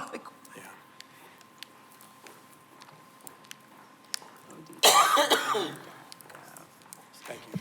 You're welcome. So the model policies are on the website, the ODU website. So those are the policies that we have, that we hopefully will officially adopt. There were 2 options that we could choose from according to the state. And the ones that we decided to choose were the ones that you have before you, would allow us to use the forms from Same Goal, which are the special ed forms that we use along with other districts around the state. So the other option was a stronghold from the state that we would have to use their forms in, that they use on the state website. And we could use no other forms or anything like that. We have the autonomy to use the forms through the Same Goal website that we use to formulate IEPs and ETRs and prior written notices that we do for students with disabilities. So this gives us the autonomy to create forms and other such things that we create for our students with disabilities. And that's in collaboration with other districts around the state. Thank you. So yes, you can find the policies on the website, ODU website. Thank you so much. You're welcome. And Ms. Bryant, just a side note, our understanding is that the federal Department of Education, the U.S. Department of Education is requiring this from all states as well. So it's part of the push from the federal level as well. Correct, and this will have to be repeated annually. I'm gonna leave that alone. Anybody else have any questions or comments? There is lots of funding associated with this too. I wish that were true. I was gonna, you have to do it. We're not gonna give you any money, but you gotta do it. Okay. I found it. Thank you so much. Anyone else? Thank you, Ms. Bray, appreciate you. You're welcome. Thanks for making it make sense. Thank you so Right. much, yes. I didn't have this as a question, honestly, it just came up in my head, but thank you very much. Seeing there's no more questions, Mr. Seymour, will you call for the vote? Ms. Bryant? Aye. Dr. Johnson? Aye. Mrs. Knight? Aye. Mr. Spielman? Aye. Mr. Smith? Aye. That vote passes unanimously. Thank you very much, Board. Moving on to agenda item 11, reports from the Board of Education. 11.01, legislative report. Dr. Johnson, you have the floor. Okay, thank you, Mr. President. This is a summary of our legislative report, which is probably about 16 pages long. But with the 28 executive orders issued in the past week, the new administration has moved swiftly to reverse policies, many of which have implications concerning education and diversity, equity, and inclusion. This week's legislature introduced the first round of bills for consideration, highlighting some of the priorities of the General Assembly for the coming months.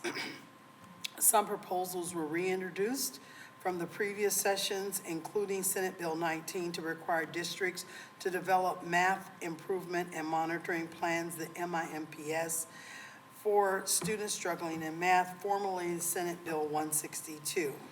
The School Bus Safety Bill, House Bill 279, that failed to make it past the finish line during the lame duck session, was introduced again as House Bill 3.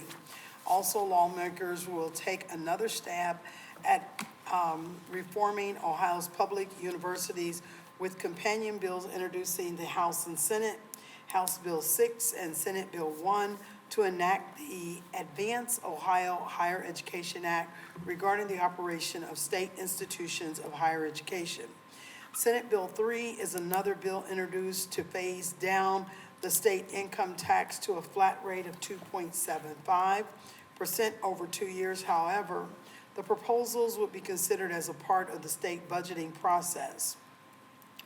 Another one was the Fair School Funding Plan, and the final phase-in plan is still a hot button, and it has been reported that members of the House Majority Caucus have spoken out about their support for public school funding, so it appears that will be more conversations about the fate of the Fair School Funding Plan and what it will look like, and how it will roll out. It was also stated that it will be important and necessary for educational leaders and public school supporters to weigh in on the importance of school funding discussions with their own local legislators. Otherwise, the realities of a tighter than the recent state budgets, along with concerns about high property values and in turn high taxes, will drive future revenues for schools. The Ohio Department of Education and Workforce, DEW, held a public meeting as it was required by law and discussed House Bill 33 that transferred the department to Governor's Cabinet. The staff provided an update on the state's literacy efforts, the science of reading, and that goes with the books that we just adopted, and the department's progress on the development of the Principal's Apprenticeship Program. House Bill 33 states that teachers in school districts, community schools, and STEM schools are required to complete the department's Science of Reading Professional Development course by June 30th, 2025. Their next tentative meeting date is March the 6th. Who's gonna fund that? You know, that's always kind of up in the air, but it's still gonna be required as of June the 30th, 2025, which is, you know, fast approaching. These are all the highlights that I have, but the full legislative report has been uploaded to board docs for your perusal. Thank you. Thank you, Dr. Johnson, for that report and keeping us up to date with the many changes and things happening on the state level. Next on the agenda is 11.02, the Great Oaks Report, and that was sent by our representative, former board member Jeff Birdie. And while there are many things going on at the Great Oaks, there are no Winton Woods students spotlighted in this month.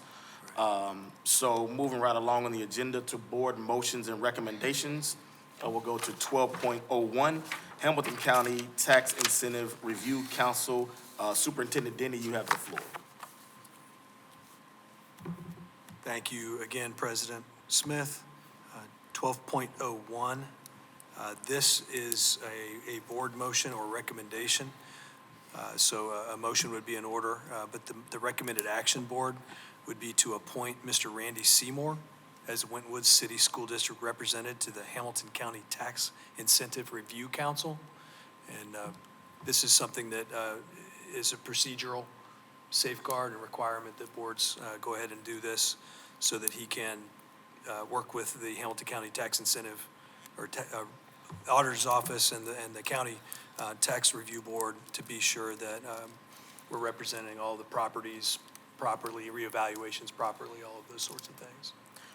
Board, a motion is in order. Mr. President, I'd like to make a motion to appoint Mr. Randy L. Seymour as the Winton Woods City School District representative to the Hamilton County Tax Incentive Review Council. I'll second. That has been motioned and seconded. Are there any questions or discussions? Just one point I'd like to make, that I do think that Mr. Seymour does an excellent job of keeping us informed about when things are going on in the tax base and millage and that kind of thing. So we appreciate your keeping us informed and, you know, very much support this. Thank you. Second that. Thank you. Thank you, Dr. Johnson. Board, anyone else? All right, it has been motioned and seconded. Mr. Seymour, can you call for the vote? Ms. Bryant? Aye. Dr. Johnson? Aye. Mrs. Knighton? Aye. Mr. Spielman? Aye. Mr. Smith? Aye. That passes unanimously. Thank you very much. Next on the agenda is comments from the board. At this time, we will take comments from members of the board. We'll start with you, Mr. Seymour. I would like to say that Dr. Johnson's referral to the funding is a very hot topic in the state of Ohio right now, and that I'll be bringing information to you about, at our work session, about the continued fair share funding formula. And Mr. Denny's attended some things where there seems to be some pushback from some of the legislators on continuing that fair share funding at this point. I'm not sure who will win this debate. And as you know, the funding, every biennium, the funding goes clear to the wire. And we'll be talking about this until we hear the final decision in June. Yeah. But hopefully, fair share funding continues Winton Woods is financially prospering from the new Patterson Fair Share funding formula. So I hope that if you hear about it and you talk to any of Mrs. Miranda's legislative friends, that Winton Woods truly supports. And Jessica Miranda always fought for the school districts in fair funding, so we hope that continues. Absolutely. Thank you for that information, Mr. Seymour. Mrs. Bryant. I'm not used to being first, but I will take a step. Okay, well, No, I want to say congratulations to all of those who were honored today, and also congratulations to our wrestling teams, boys and girls, to our basketball teams, boys and girls, for all the wonderful contributions you make on and off the field and the mat, and making Warriors look good. I love seeing the posts, so thank you. Keep posting on social media. I also want to say thank you for the executive team for being so gracious, the last minute questions when you were put on the spot, and for answering them. I had lots of questions today. I wrote some of them down. I didn't expect to have that many, so thank you guys for being good sports and answering them, and for all of the work that you do. And I will just say to everyone, this is, I don't know about you personally, but this has been a really rough January, and it's just the first month of the year. I know there's a lot going on with those 28 executive orders and a lot of things that we're not aware of. Just please take care of yourself. Please make sure that you're taking those mental breaks that are necessary when we have such a hotbed of things going on, that Warriors do care, and that we care about each and every one of you and want to make sure that you all are safe, if whatever that looks like. So that is probably it for me. Thank you, Ms. Bryant. Vice President Knight. I don't have much to say other than, as always, thank you for allowing me to be a part of this school board. It really is something that I have deep passion for, and I feel deeply honored to do. And the fact that we have little goodie bags for School Board Appreciation Month is a cherry on top. So it just, it's very nice to be recognized. So thank you to those who took the time to make sure that we feel special as well. Thank you, Madam Vice President. Dr. Johnson. Thank you, Mr. President. I'd like to offer again another special congratulations to all the students who were given awards and recognitions tonight. A special thank you to Mrs. Ashley Kent for her service, our Skyline Teacher of the Month, and to my board colleague, while he didn't want to be mentioned, it was on the agenda. I can't say thank you enough for your contribution to the athletes in donating over $2,600. We appreciate you for doing that, you and your wife. Mr. Kessler from the Wright-Patterson Credit Union for donating the 150 coats. You don't know how many, I go down to City Gospel Mission, and there are a lot of homeless children with their mothers. They try to get them into housing quickly, but it's a very necessary thing. They're running around in hoodies, and we had some very cold weathers in the -degree temperatures, so that's no small feat. And I know there was another organization tonight that they said give out coats, but they wanted to remain anonymous. But anybody who thinks about someone else in that way needs to be honored and recognized. Also to Mr. Jason Winbush for his donation towards the Winton Woods South Campus PBIS program. The fact that these young entrepreneurs, I mean, just thinking about running their own business at such an early age, and to not be ashamed of their ideas. So many times, young people have ideas or creative thoughts, and they get crushed because somebody says, oh, that'll never work, you know? So he's coming along and saying, you know what, try it, you know? And I think that needs to be commended. We appreciate your dedication and your support, and we could not do the work that we do without support of individuals like that, and benefactors, generous benefactors that give to us, give to our district the way you do. And I also wanted to say that while January is School Board Appreciation Month, we always love getting the little gifts. Again, this board could not do what it does without Superintendent Denny and without Treasurer Seymour. So I think that you all also need to be thanked, and we appreciate what you all do. Want to thank both of you all and the district leadership team, the district teaching and learning staff, the executive team, the technology team, all the directors and administrators that assist in the treasurer's office, the teachers, paraprofessionals, cafeteria workers, janitors, all of you all need to be appreciated because we couldn't do what we do without you all being in place to do what you do every day and having an impact on our students and helping them. We don't see the students, you all do, you know? So, you know, it's just, you all have to press with the parents and with the stakeholders and with the students to keep us informed about the academic endeavors and working toward excellence. So we do appreciate, as a team, we're a member of a team, so we really appreciate that. And I always say this, thank you sometimes just doesn't seem like enough, but that's what we have, is just to say thank you and that we appreciate all that you do to make this warrior country what it is. So thanks again, and, you know, go Warriors. Thank you, Dr. Johnson. Mr. Spielman. Most of it's been said, but we always congratulate the students, but tonight I'd like to congratulate the parents. Yes. You always, there's always a parent behind a student that you're recognizing. So I'd like to recognize those parents and grandparents that were here tonight.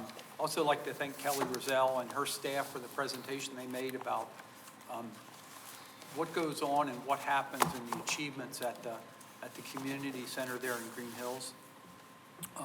I'd like to thank the teachers and the staff that were involved in the curriculum review. There's just lots of hours in that, and we just want to say thank you for coming to us with a strong recommendation. The last, I'd like to offer a challenge. My wife and I support several students at a school in Nairobi, Kenya, and quarterly we get a letter from them.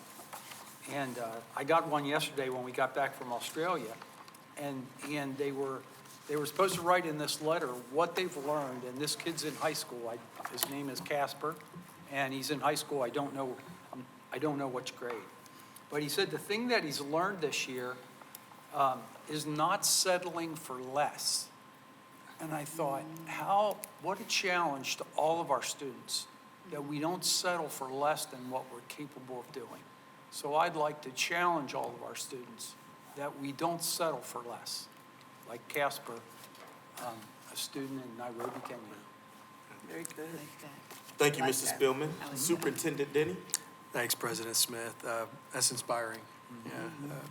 So I'd certainly like to echo the board and just shout out to the students that we were privileged to be able to honor this evening, as well as their families, as Mr. Spielman pointed out. I'd like to give a quick recognition, if I could, to our buildings and grounds crew. The first couple weeks in January have been pretty rough, and as usual, they do not disappoint. They rise to the occasion. There's no complaints, clearing that much snow and ice and dealing with cold and different things that came up. I'm just really proud of them and the amount of effort and work that they put in. So shout out to buildings and grounds custodial crew. This fair school funding formula that Mr. Seymour brought up is a significant piece of legislative debate going on in our state right now. It will impact Winton Woods. I want to just be clear about that. It has very positively impacted the district to date, as Mr. Seymour pointed out. And so it may take some discussion with this board. I do plan, along with Mr. Seymour, we as a team will bring some items to the board for your consideration at the February 10th work session.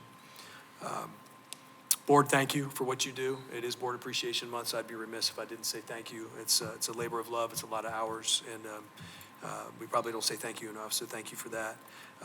Just quick sidebar, Mr. Spielman, we will come back next month and express some gratitude publicly to you and your better half. So I wanted to just make sure I said that for the record. And then finally, board, I just am struck sometimes by the generosity of people in our community.